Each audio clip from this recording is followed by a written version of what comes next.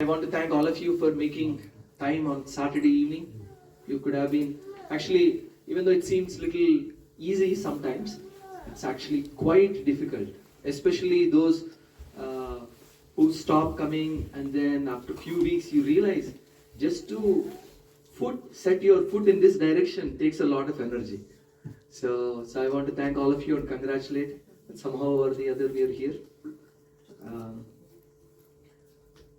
So before we begin, as is the tradition, so we started doing something called Mangalacharan prayers. So something that invokes auspiciousness before we begin. So you can kindly repeat after me, one line at a time.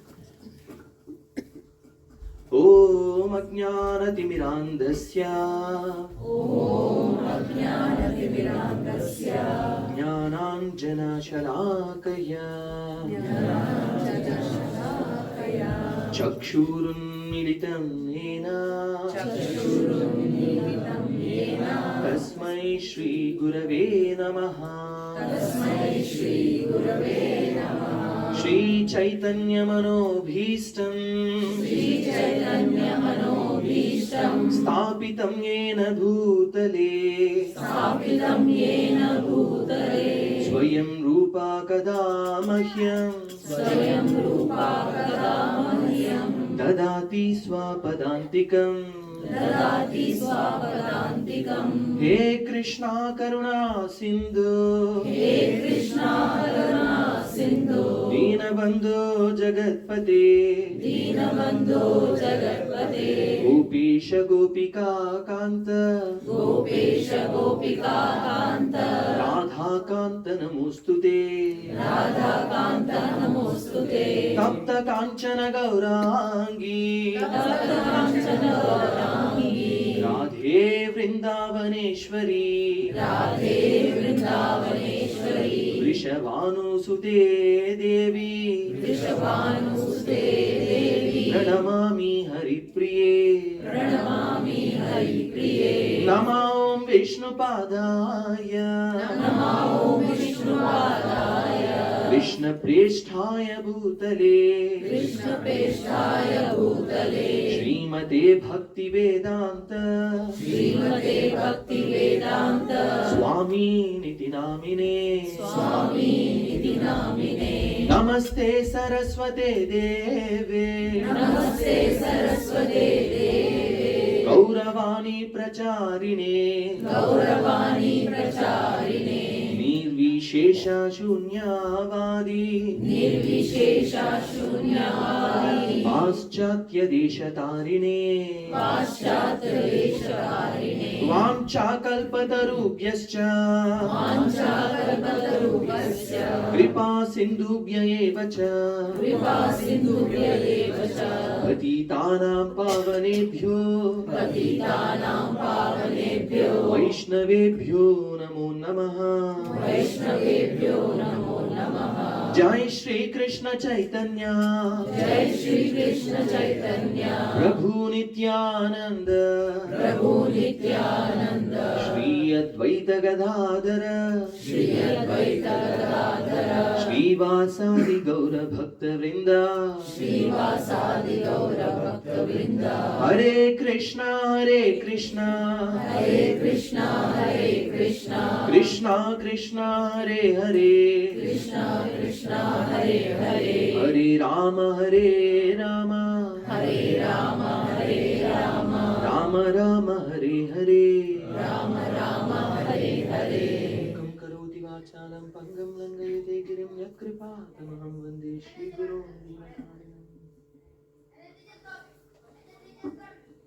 Last week all of you prayed nicely for me to speak. So we went on to speak for a long time. So this week I'll request all of you again to kindly pray that whatever I may speak is pleasing and purifying at the same time for all of us. So with that, we will begin our session with a recap. I know there are a couple of new faces. Some of them are new. You came alone? You're supposed to come with... Oh, okay. So today's session is going to be from the very beginning.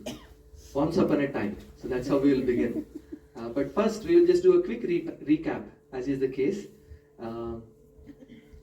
So what is the conclusion? I'll not dare ask what did we all discuss last week. That will be another 30-minute discussion. So what is the conclusion of last week's session? Anybody remembers the topic of last week's session? So we have a second mic. Whoever raises their hand wins a mic for a few seconds. There should be always a guru kind of person who will guide us. We will take. Switch it on and then. So elephant, so many people, they different parts, they think different ways. So but actually it is different. So there should be one who will be guiding that true. What is the true nature? What is the true thing actually they are looking into? So the 6 blind men caught hold of different parts of the elephant, and each of them guessed, the elephant must be like a tree. The one who is holding on to the leg, the one who is holding on to the tusk. He said, oh, the elephant must be sharp like a sword. And they are fighting amongst themselves. No, you're stupid, you're wrong. But then, as Umaji rightly pointed out, so we need someone who has seen the truth, can actually guide these blind people in one sense. So we are all spiritually blind. Actually, it takes a lot of humility to come to that conclusion also. So our false ego doesn't allow, I know a lot, I am materially very successful. So it actually takes a lot of humility even to come to that point that, okay, no, actually I don't know everything. So I want to know. So what is the best of this? So we'll give a round of applause to Mani.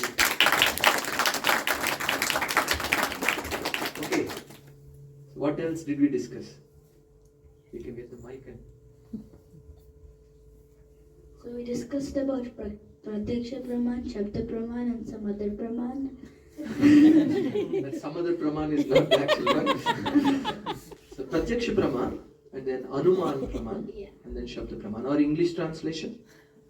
First one is Pratyaksha means direct sense perception. So basically direct seeing is like if I see a railroad track, then I usually think like when I see a picture that usually looks like it merges together and the train could just break when it comes to that point. But when you will actually come closer and you will see that it never merges. And then Shabda Praman means like using so next is second one is actually Anuman, which means you're not seeing, but based on whatever you're seeing, you conclude. Maybe it is like this.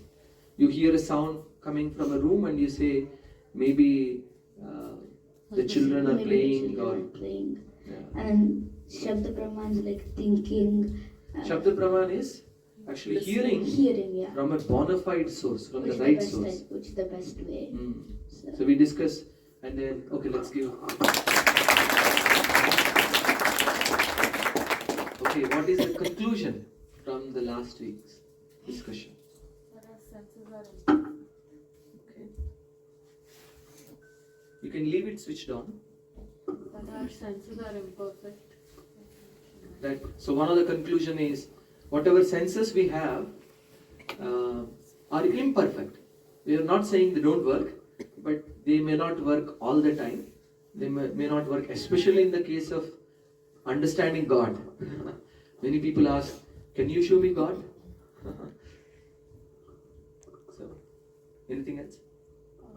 About scientists, like how scientists prove theories which are already proved. We also discussed about Jagadish Chandra Bose. He invented or discovered, rather I should say, that plants have life, but he discovered it a little too late.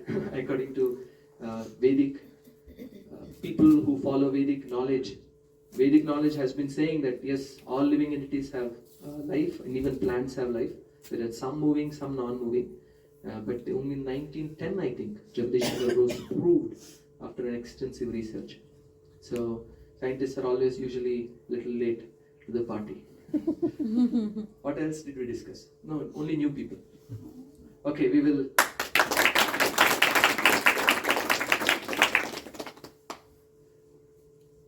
Those of you who couldn't attend last week, you should all buy a chocolate for these people who are recapping. So they're They're like, we went through 1.5 hours of torture and now we are giving you.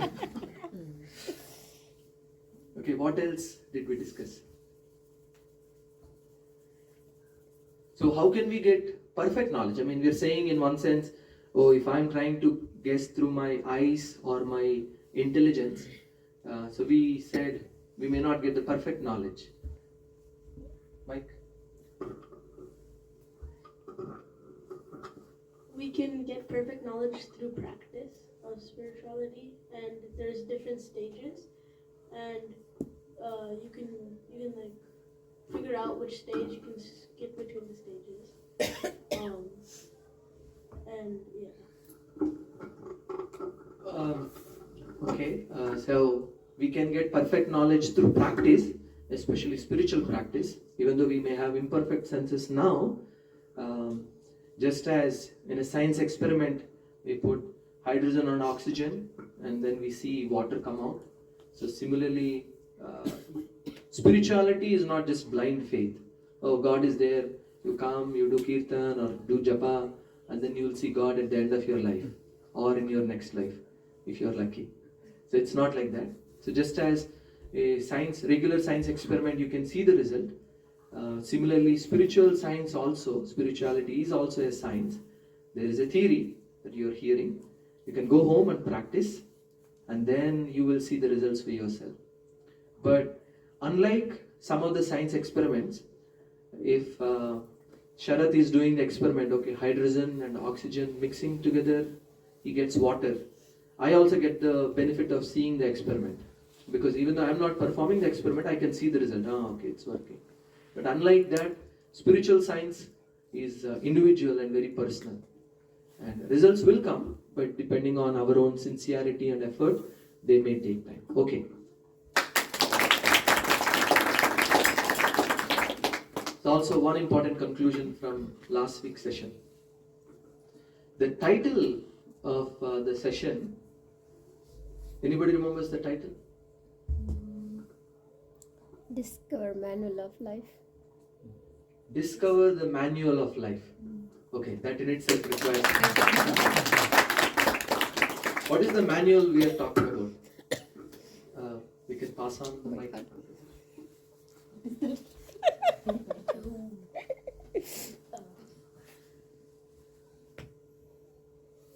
You can say whatever you remember. Like No negative marks.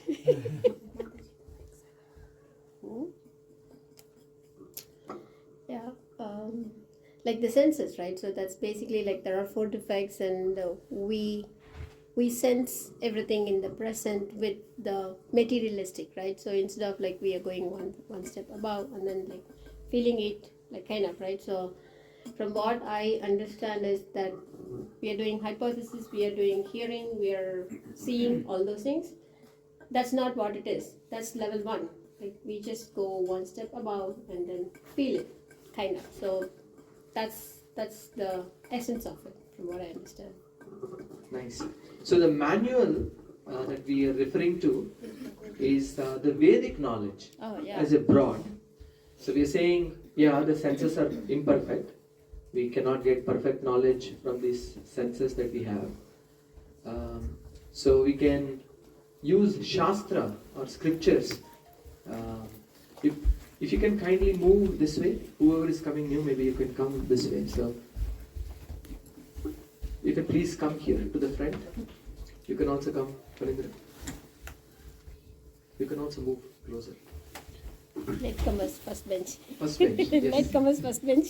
Please. Professors usually, I hope, don't give that type of punishment. Okay, so the conclusion of course, there are many conclusions, all wonderful points that were brought up. So we are talking about the recap of the previous session. So the conclusion is, we can trust, we can have a reasonable faith. We don't have to have blind faith, but we can have reasonable faith in Shastra, in Vedic knowledge, which has come from the Creator Himself. Just as we were seeing a video of one, I don't know whether it's a polar bear or something, that was trying to figure out the running machine. and was pressing some button and it would go up and down and then started running and it couldn't figure out. So we would need a manual. We all can understand and appreciate we have this body. I put some food, somehow gets digested. I somehow get energy. So we understand little bit, modern science understands little bit about the mechanism, but there is so much more. It is mentioned that to reproduce the human body as a functionality, it requires 1.2 acres of land of machinery just to produce. You put in some organic food for it to digest and give out energy and do all the other functionalities the body produces with the current technology. So somebody created this complicated machinery, that we can all agree on, right? Anybody disagrees? Will not fight you. So we can understand that. I mean, modern science with all its latest development is not able to create that. I certainly cannot create it. So now, whoever is the creator, he also gave a manual in the form of Vedas, specifically Bhagavad Gita, that we all trying to understand. So our request, and we are encouraging everyone to kindly see through the eyes of Vedic knowledge. Most cases, it's actually in line with what we see and things beyond our vision. But in the end, it will all work out. Okay, so we will do a group discussion, and today we will take reflections from everyone.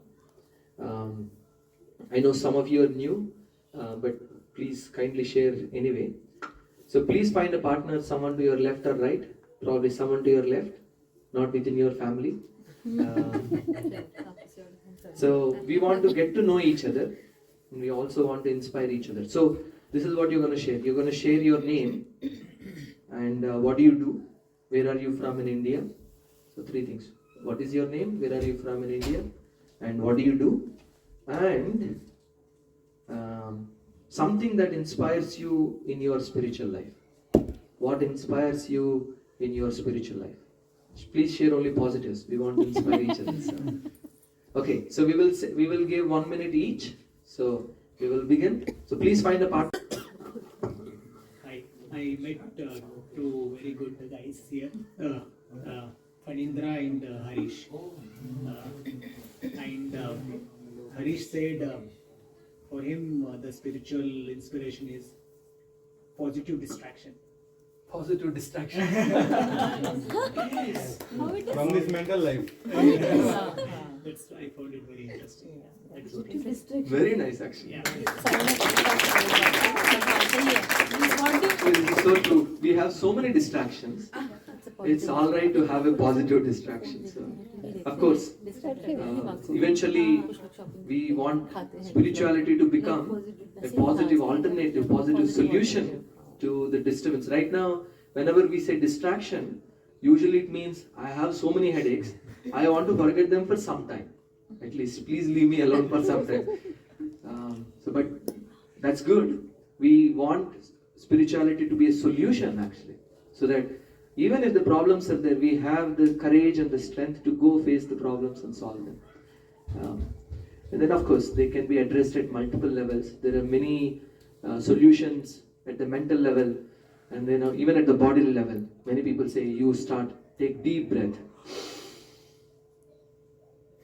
We do that 10 times, and you feel actually a little less stressful. So, but then it's superficial still. It doesn't really address the root cause of the stress that we are in.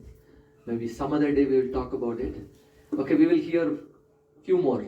Anyone who, maybe we will switch like this. This side, anyone wants to share the story of the other person?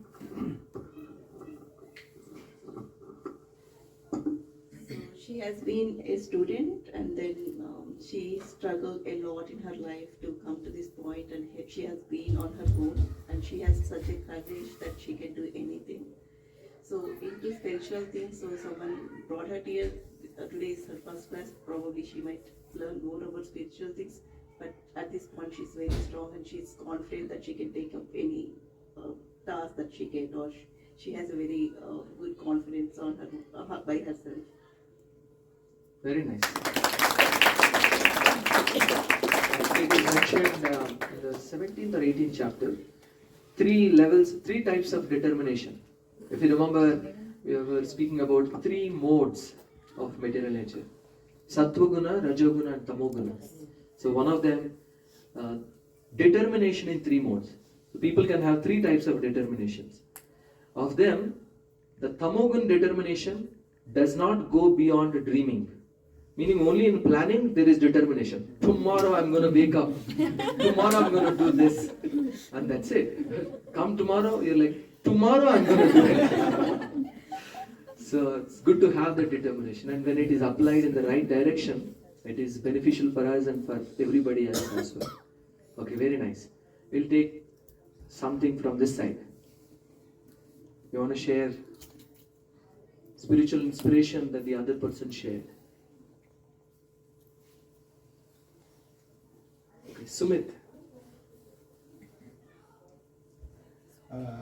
I get to know Rajesh Prabhu. Ramesh Prabhu. So what he shared was that in the morning he tries to listen to do japa, but sometimes when not, then at least listen to kirtan, which gives him the strength to at least feel peace and stability in his mind, so that he's prepared for the day to take on the challenges which comes in, and it's a very good platform for him. So wonderful, actually. There is a very nice story. So once a teacher took a group of students to a beach. She asked all of them to bring a bucket. So they got bucket. So they all went to the beach. Imagine the picture: a teacher and all the students walking with a bucket. So after she went there, she asked them to put sand into the bucket, and all of them filled the sand. And then she asked, "Can you put pebbles into this bucket?" They said, "Oh, it's already full." But they tried and they were able to put some few pebbles. And then she asked, "Can you put any rocks into this?" They said, "No, it's actually already full. I can't put any more rocks into it." The teacher said, "All right, flip it off, remove everything that's in the bucket. Now first put rocks." They were able to fill in a lot of rocks, big rocks. So now the teacher asked, "Is it full?" The student said, "Yes. Are you sure? Can you put any more?" The student said, "No." "Can you try putting some pebbles now?" And the students were able to put some pebbles. They were able to shake and then put some pebbles. Surprised, they thought, "Wow, okay, there is still some space." At that point, the teacher asked again, "Is there any more space left?" Students loudly said, "No." She said, "Can you take some sand now and put into that bucket?" And they put, and surprised again, they were able to fit in some sand as well. And then she explained the moral of the story, if you are all wondering. She said, in our life, we fill our lives with small sand-like things, and we have no space for medium importance and high important things.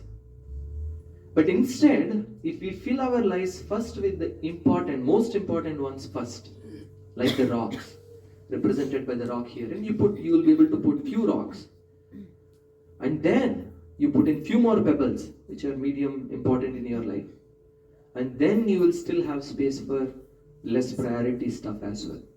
So this example that Sumitji just explained, spirituality for many of us is optional, actually. We think like that at least. If I have time, if everything in my life aligns, then I will see spirituality. But actually, just as the body cannot survive without the soul, we cannot survive without spiritual practice for too long. So it's very important to have the rocks of spirituality very early in our day, very high on our priority list, and so that will pay good dividends as we go along in our life. Thank you. Okay. One more from this side, and then we'll get into our session today. So Swati was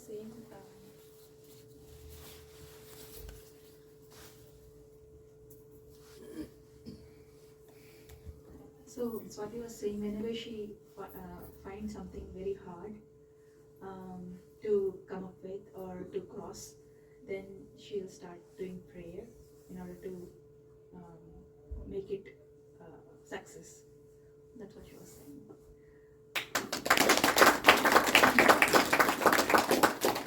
So prayer is of many kinds. So one of the prayer is to ask for the strength to be the instrument to solve the problems that are in front of us. There are actually, you will see, notice, there are problems that are solvable. So we want a different type of strength to solve those problems. And there are problems that are not so easily solvable, or there is very little that we can do to solve the problem. Like when Donald Trump was the president, I don't know. Yeah, we know that was a big problem. None of us could solve it at that point. We can say this confidently. Now, so we can actually pray to God that to give me the strength to solve the problems that are solvable, and to accept things that are not so easily solvable, and to give me the wisdom to understand the difference. So that's a very good prayer to have in our bucket. All right, so we will start our today's session, which is again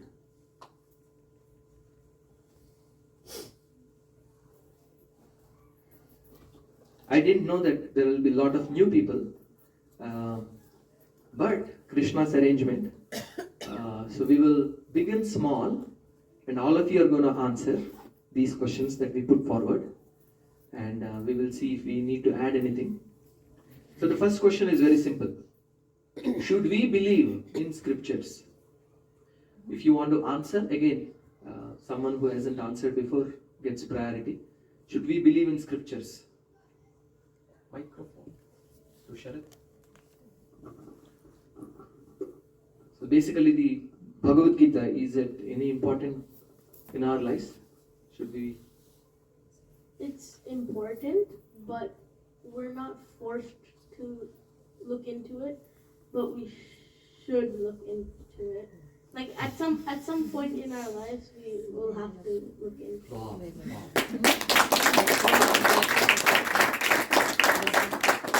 I wish at his age I have at least half or maybe 1/10 of his realization. It's so beautiful actually. This really is love. If God who created, He can certainly force us. Sometimes we as parents, someone who raised children can understand this more. We as parents, we are like, I wish I can just force him. I can't explain to this guy. Why don't you just do it? We sometimes wonder like that. But that's where love is. Where there is independence, where there is voluntary surrender, there is sweetness. There is the sweetness of love. So we don't read it, but we should read it. So we must find and make arrangements in our life to do it. Beautiful. So we should believe in scriptures, because ultimately, as we were discussing, that's a manual for our spiritual life. May not give us how to earn food and put it in our mouth, but it will certainly tell us. We all understand we are not the body, we are something beyond, some soul. Everybody understands? Everybody agrees? Yes. Okay, good. But how do we get to the next life? What happens at the time of death? Will we get a human birth again in our next life? Depends on your karma. Depends on our karma. So many questions like that. So we don't have complete clarity on that. So, because there are things beyond our perception, so we should put our faith in scriptures, which are explaining, okay, this is how karma works. And we see, yeah, it makes sense. Sometimes we may not be able to understand. Why do bad things happen to good people? We discussed this in 3 sessions. I hope everyone remember to some extent all of that. So, okay, here is the second question. What is the most essential quality of the soul? Selfless. Mike?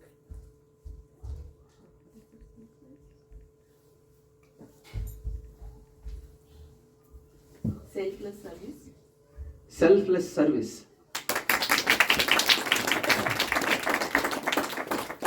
Can you elaborate a little more, please? So you don't expect anything back when you do the service. Not gross, not subtle. Gross as in we are not expecting money back. We are not expecting applause. Oh, subtle. Subtle as in we are not expecting respect.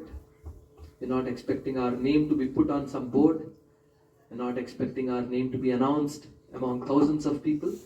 We are not even expecting that people should respect us for what we are doing.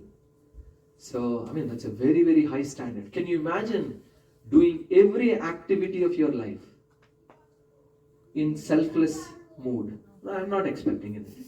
This, I'm doing it as a service. You go to office on Monday, they tell you, please work. Don't expect anything.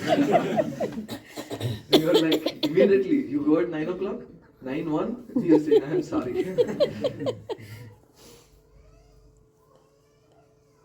So there was one small story. There was once one person, he was looking for something called happiness. We all look for happiness. So he was also looking for happiness. So he was told, you go to this shop, you'll find it. So he went. So he went and he searched from aisle 1 to 100, up and down multiple times, and he couldn't find. Frustrated, he came to the cashier at the checkout corner. He said, where can I find this product called happiness? The cashier said, oh, you want happiness? You go to this particular aisle, you pick up this product and you bring it here. So he followed that direction, he went, he picked up that particular product and he came. The cashier then showed, this product is called service. And when you buy this product, happiness comes as a byproduct. So the moral is, happiness is, in itself is not a product. It is usually a byproduct. And the deeper experiences of happiness we can get when we do selfless service. But when service usually involves 2 people, right? At least 2 people, right? Yeah. I can't serve the ball, so it requires 2 people. So whom should we serve? Question to all of you. Whom should we serve? Anybody in need. Anybody in need. Anybody in need. Yeah. We all agree? Yeah. Any living being, any living entity. Okay, good. Anything else? God? Is God in need of our service? No, but we're Yeah. in On the website jenniferrothschild.com. Looks like somebody Google needs. gets it. Okay, so there is an important contradiction here. So some of you said people who are in need, we should serve them. Yeah. And Sharat is saying we should serve God or Krishna. Very interesting. Who can help resolve this issue? You see Krishna everywhere. Mike, please. Oh, okay, sir. Okay, Google. Thank you, Google. Thank you very much. Please stop. We see Krishna in every other person. So we see Krishna in every other person. So very nice. We see Krishna everywhere. Actually, this is a higher level of realization.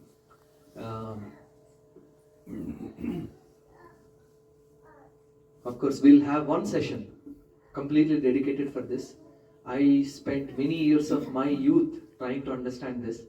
I don't want any of you to spend more than what is required. So we will have a specific session. Is, in Telugu there is one saying, Manava Seve, Madhava Seva. So is serving people higher than service to God? Or should we serve those in need, or should we serve God? So we will have a separate session for this. But the way Sudhirji reconciled was good enough for now. So we'll give him a round of applause. Because there is Paramatma in every living entity. So we can actually serve everyone. There is no harm in doing that. If we are able to see Paramatma in every living entity and serve, that's very good. We have a special Kirtaners arrive here, so we'll take another maybe 10-15 minutes. That's okay. Okay, so the next question. What is the dharma of the soul?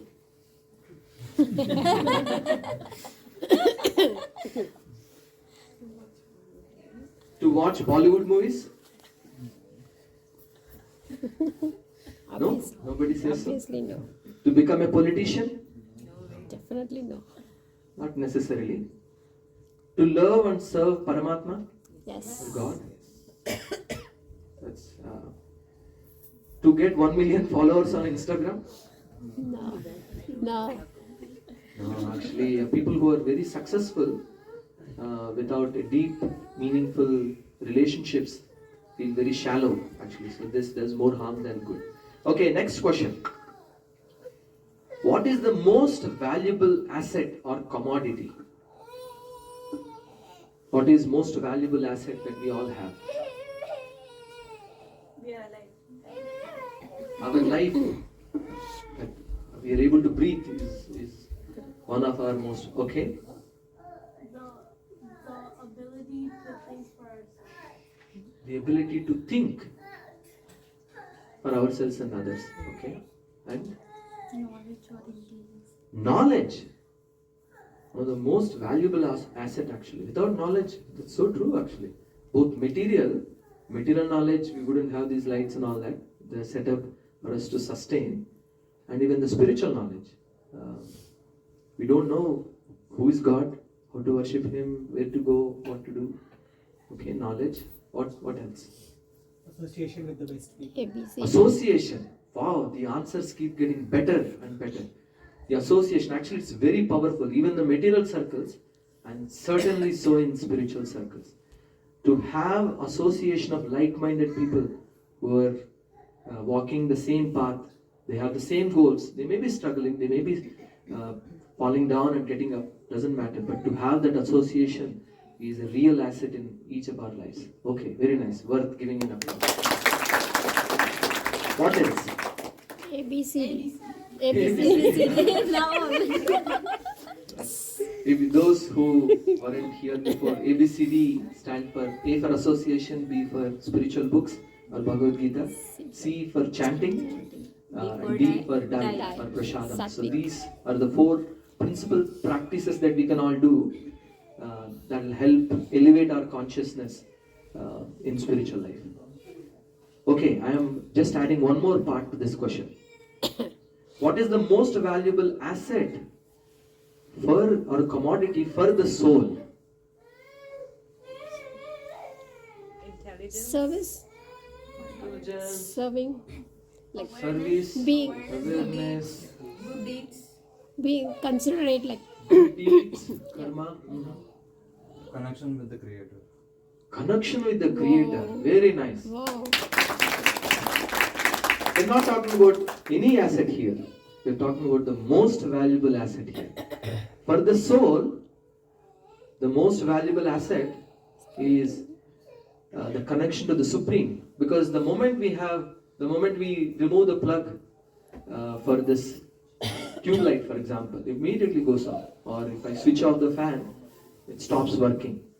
So similarly for the soul, it derives all its happiness, the joy that we experience, we actually derive it from the Supreme. So the moment the connection is disconnected, over time, I mean, it's not like this LED switch that immediately switches off. It's more like the fan. You switch off the fan, it takes some time to completely stop. But So to have that connection, specifically, there is one word I'm looking for. What does the soul look for? What does the soul long for? Peace. Peace, that's a good answer. So soul looks for peace. Good. Happiness. Happiness. How does it get happiness? Satisfaction of desires. When its desires are satisfied. Actually, soul does have spiritual desires also, not just material desires. When we try to satisfy the material desires, it's like, there is a very beautiful, since you mentioned peace and desires, there is a very nice analogy that was given. Imagine you have a boil on your hand. It's very painful. You want to scratch it. It is mentioned the material distractions that we have in this world, like the Netflix, Facebook, Twitter, Instagram, all that stuff, is like this scratching. It seems to relieve us, seems like that, but in reality it doesn't. It only aggravates the problem.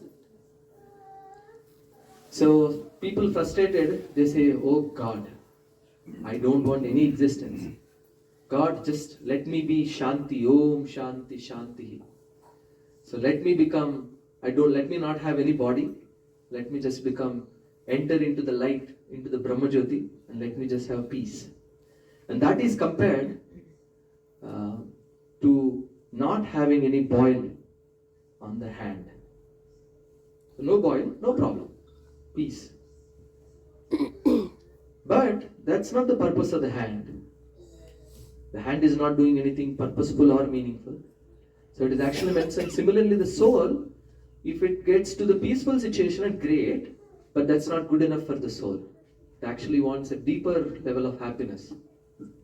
And when does the soul experience such a deeper level of happiness? Mukti. Mukti. Attains Mukti. Mukti is liberation. Yeah. Peace is what Okay. we're talking about. Service to God. Service to God. Yes, that in one, I mean, it's very difficult. The moment you say Krishna, all the answers are included. So we are forced to give you an applause. The specific word I was looking for is, of course, there is service only when there is love.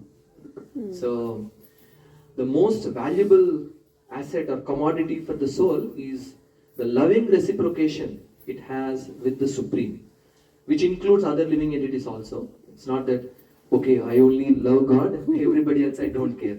That's not our philosophy. We see God in everybody. Okay, we'll take few more questions. Today we are only doing questions, by the way. So I hope it is beneficial for new people as well. Maybe I'll tell one story at the end, just to finish it off. So what is our relationship with God? Only service? Love. God sits on a chair and they're massaging his... No. We, as we understand, soul is eternal. So can you imagine yourself sitting, just massaging eternally? So what is our relationship with God? Love. Love? Yeah. Yes, that's the basis for the relationship with God. But what relationship do we have? Can we give more details? We are His children. Okay, that's a good. So we can love Him or love Him as we would to our parents, because of course, in one sense, our mother has given this body, but in a deeper sense, our mother did not choose. Okay, his nose should be like this. His digestive power should be like this. So God actually is the one who help create this body for us. Our mothers and parents, all gratitude to all of you who are taking care of children. They have given us milk, fruits, food, but they did not create food, milk, or rice grains. It's actually created by God. So in one sense, we are all children of God. Okay, so that's one relationship we can connect with God. He's also a teacher for everyone. He's also a teacher. Actually, the Vedic knowledge is coming down from him. So we can respect him and serve him in that mood as the teacher. So Okay, that's very nice. What else? We are So we part can and parcel share of the God. whatever we are feeling. So we are part and parcel of the God. That indicates that whatever qualities we see in God also exist in us. But there is one difference. He is infinite and we are infinitesimal. So we also have power, we also have strength, we also have beauty, we also have knowledge, we also have some renunciation. But God has them in full capacity. So we are part of Him. He also wants to serve actually. Just as we were saying, the most essential quality of the soul, where it finds the most happiness, is when it does selfless service. So similarly, God is also like that. God also wants to selflessly serve His part and parcels, all the living entities, without expecting anything. He is the best servant there is, which is why we should serve Him. So anybody has experience, you love the other person, and then after a few years you have a heartbreak. So, sorry. Or you love your children, and then after a few years teenage comes. They no longer listen to you. Teenagers, sorry, I know you are very sincere and wonderful children. This is just joke. So we love, but somehow we feel sometimes, anybody has this experience, you don't feel that my love is not being reciprocated as much as it should be. Anybody has that feeling? Raise hands. Nobody feels like that? Everybody feels they are loved back perfectly? Wow. You have very nice relationships. So the only person it is mentioned that can love back more than we can ever imagine is God actually. And mother. And it is mentioned, mother's love for the child is the closest that we can experience of God's love. Not even the other way around. The love we have towards mother, which usually is very, very pure and very high, that is also somewhat tinged with selfishness. Once one child went to the mother, he is 10 years old. He said, "Mama, I love you." What do you want? What do you want? Said, What do you want? "What do you want? Which toy you want? Tell me, I'll buy." Same son, he grew up to be 25.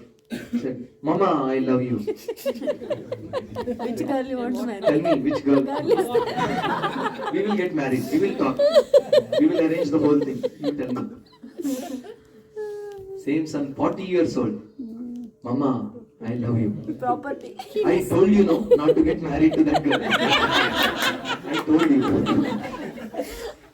Did not listen to me anyway. Same son, 50 years old. "Mama, I love you." I am not signing on any papers.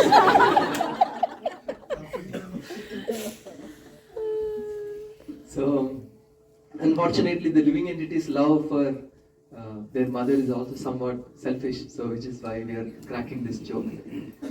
But yeah, mother's love is the closest. Even sometimes, unfortunately, because we are conditioned souls with very limited patience, limited love, at times we also feel frustrated, to say the least. We feel, am I doing the right thing by just tolerating and giving him love? And eventually our parents will give up on us for the lack of reciprocation. Okay, so I'll tell one last story and then we will conclude the session for today. So recently we have been to Jagannath Puri and Vrindavan.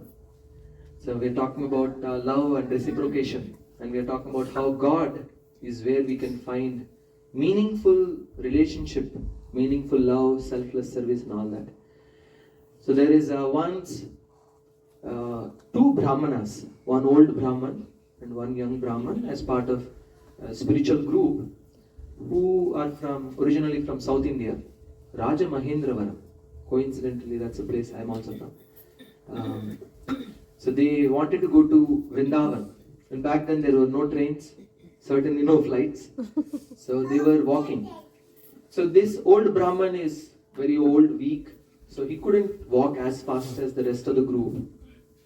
So this young Brahman, even though he has no relationship with this old Brahman, out of duty and respect, he stayed back and he served and a lot of menial service with respect to cooking and bringing food and fruits and things like that, and stayed with him, took care of him, and eventually they reached Vrindavan. So this old Brahman, filled with gratitude, he said, "Oh, my own family would not have taken care of me so nicely like you did. So I want to give you something." So he was feeling very generous. The young Brahman said, no, I didn't do expecting anything. So this was just service per service. I'm not expecting anything. But the old Brahman said, no, you must take something. So I want to marry my daughter to you. So the old young Brahman said, no, that's... As you did not even speak with your family, you shouldn't do this. The old Brahman, in the ecstasy of gratitude, he said, no. So everybody in my family listen to me. So I want to marry my daughter. This is a real story, by the way, that happened. Since I usually tell fictional stories, people may...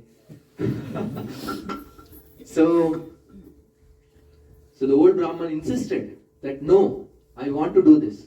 For my happiness, please accept this. And while he was giving this promise, they were at a temple called Gopalji. So the deity name is, what is the name of the deity? Gopal. I'm sure all of you have seen many vigrahas, many deities. Have you seen any deities talk or walk? Usually no, right? Yeah. So the old Brahman said, I'm promising in front of this Gopalji that I will marry my daughter to you. The young Brahman said, okay, if it pleases you, I will accept that. And so they had good yatra, they visited so many places, and eventually they went back to their hometown. And the young Brahman took care of the old Brahman. And once they reached their home, the old Brahman is a very aristocratic, wealthy background, whereas the young Brahman was very poor, he didn't have much education. So they went to their respective places. After a few days, the young Brahman remembered the promise of the old Brahman.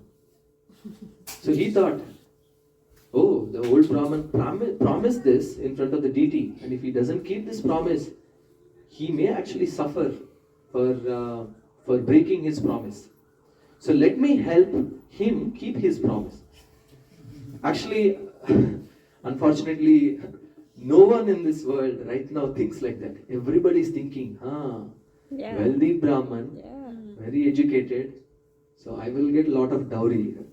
So in my current position, nobody will give me any marriage proposals. So that's unfortunately is our modern day consciousness. But he wasn't thinking like that. He was solely thinking selflessly, not from his perspective. So he said, all right. So he went and he reminded this old Brahman.